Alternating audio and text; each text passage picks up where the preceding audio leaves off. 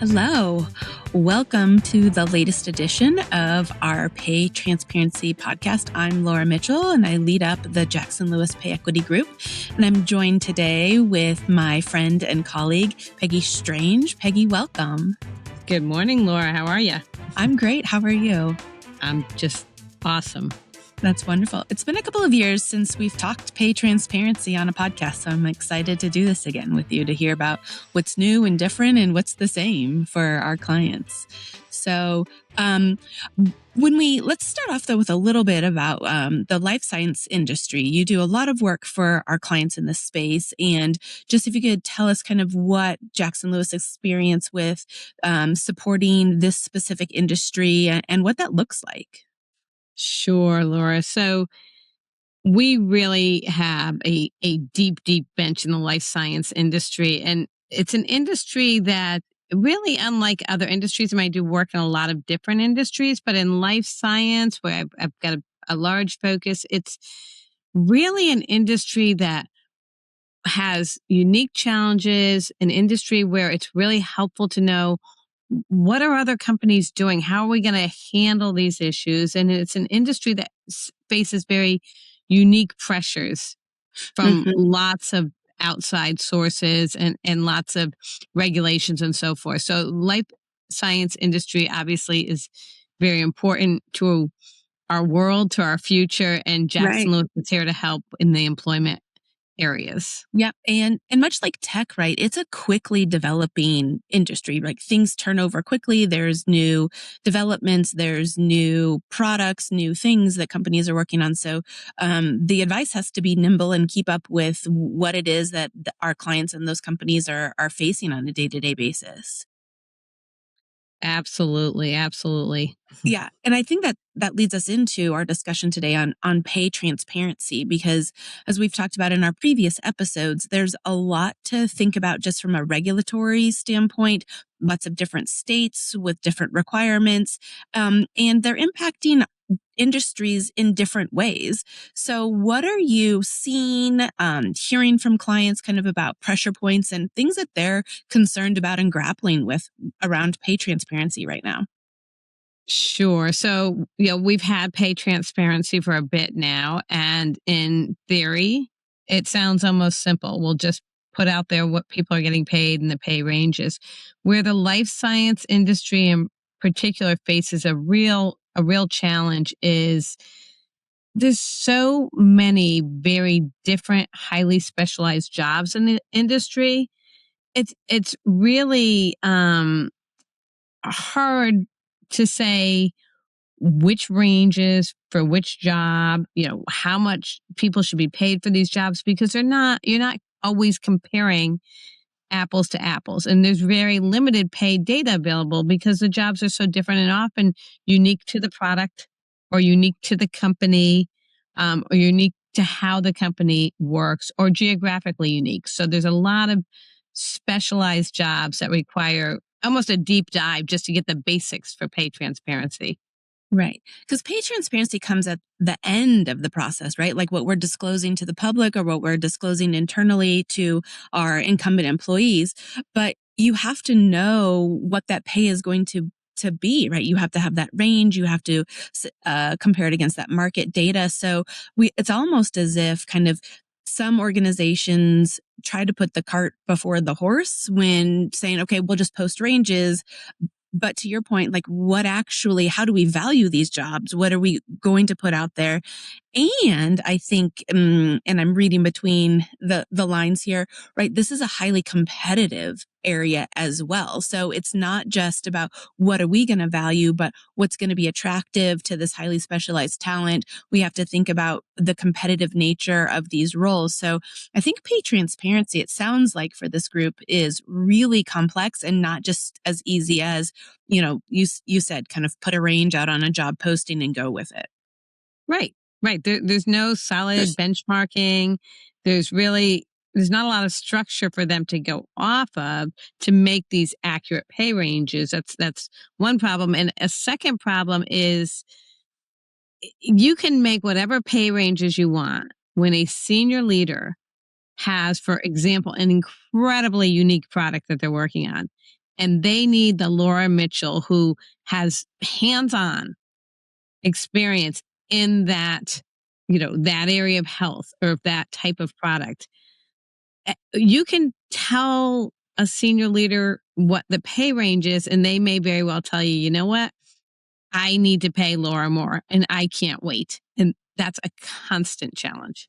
Yeah, I think we have heard that like request for exception so many times from so many different clients that, there's concern that the exception is going to swallow the rule, right? That they are always coming saying, this is my needle in a haystack. I can't lose this person. They're the only one that can do this job. I have to pay them more. They're asking for $20,000 over what our range is. And we just have to pay it.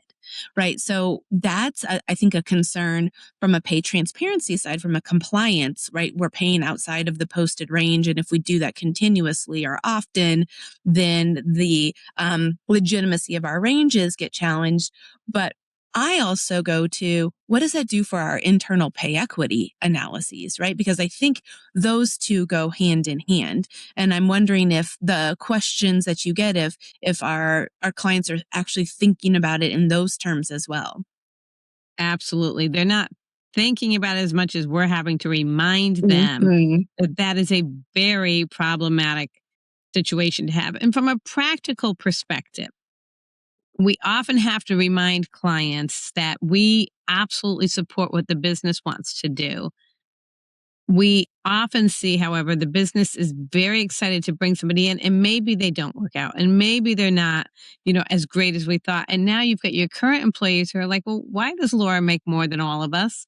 And you have, the next employee that you want to hire who's like, well, why does she make that much? So it seems like a quick ask. Hey, Laura's available to start in 2 weeks. We need her. Can we just get an exception? It's how do you make a business see that that exception will continue to follow the life of your new hire. And it's a very difficult situation. Yeah. And I think, you know, just really at the most basic level, it comes down to if you want to pay this candidate more now, then when we do our annual pay equity analyses or when we do our merit increases, you have to be prepared, business leader, to spend the budget to increase the pay of your incumbent employees so that we do have fair pay and that our compensation processes are administered in an equitable fashion. So I've seen some success in those types of conversations with senior leaders. But it's absolutely right. It seems like it's a momentary, in the moment decision, but it does have legs to it. And it really does last throughout the organization and the life of that employee. Well, and with life science companies, many of them are they have to gear up very quickly. Hmm. And the decision to hire is one of the most important decisions you make, and it's often the one you put the least amount of time into. It's really a matter of trying to get clients to pivot to more preparation, like you said, for Hmm. what are those pay ranges going to do. Do the work early on to Yep. get to the right place. Yep.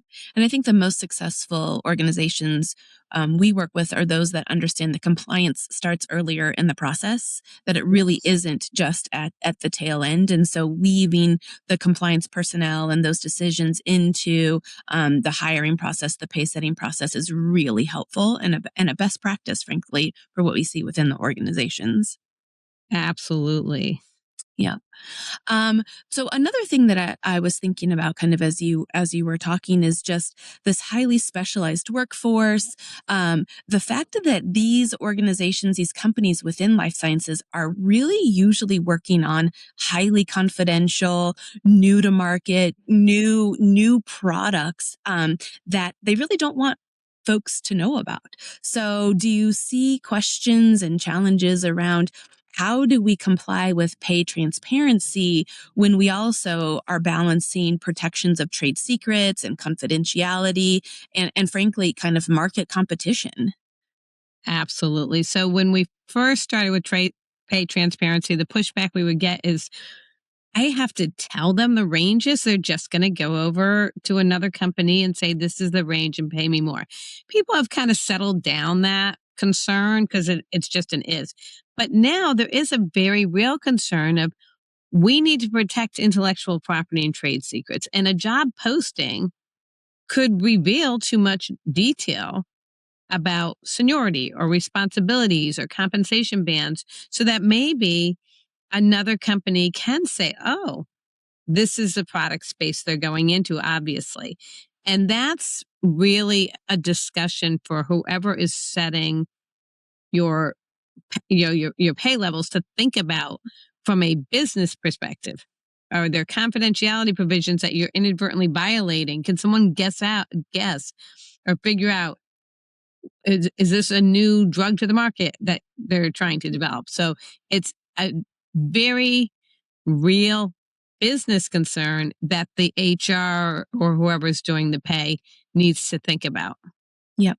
I think it's just a good reminder that compliance doesn't operate in a vacuum within organizations. And so you need to make sure that you get all the stakeholders read in on what's going on to make sure that we are not creating undue risk or liability or exposure in other areas while trying to comply with these pay transparency laws. Absolutely. And, another area that also covers that a little bit is talent mobility. Mm, Folks may want to, you go to a different place, either for example, sometimes a sales rep may say, what, I see my career is going to be a little bit better if I move to that job in Texas. It's going to give me a bigger territory. mhm. How are you handling that? Are there any issues with the geographics? Are you as a company paying more for Texas than Ohio? It's Mhm. all considerations around that life science particularly faces.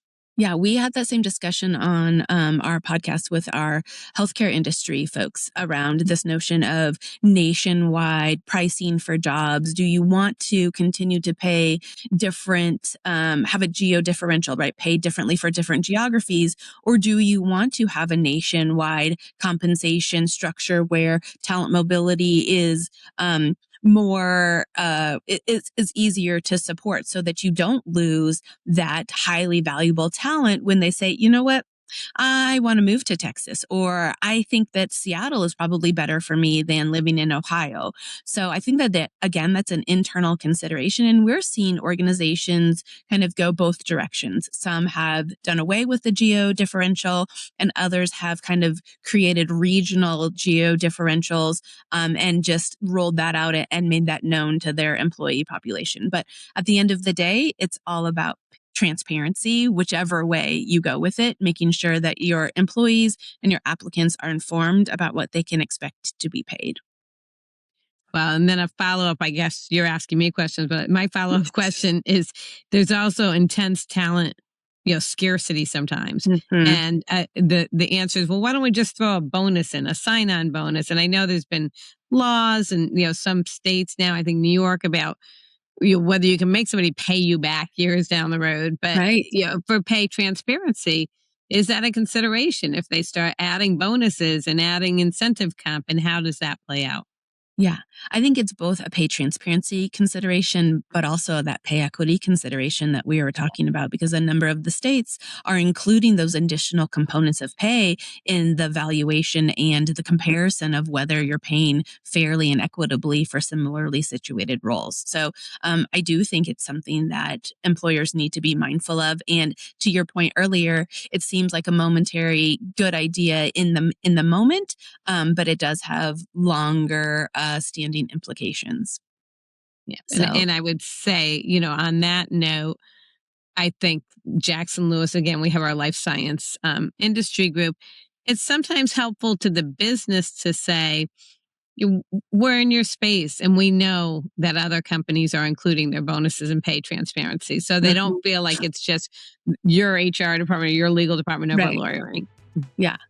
No, that's a fantastic note to end on. So clearly, there's a lot to think about each time we do these podcasts. Each time I do one of these podcasts, I learn something new and really just have a deeper understanding for all the nuances that are impacting our clients and companies trying to grapple with all of this. So thank you so much for sharing your expertise and your insight. And I look forward to doing this again sometime soon. Absolutely. Let's do it soon. Thank you. Yeah. Thank you. Have a great day, everyone. Thank you for listening to Jackson Lewis's podcast, We Get Work. As a reminder, this material is provided for informational purposes only It is not intended to constitute legal advice, nor does it create a client-lawyer relationship between Jackson Lewis and any recipient. We Get Work is available on Apple Podcasts and YouTube. For more information on our topics, presenters, and other Jackson Lewis resources, visit jacksonlewis.com.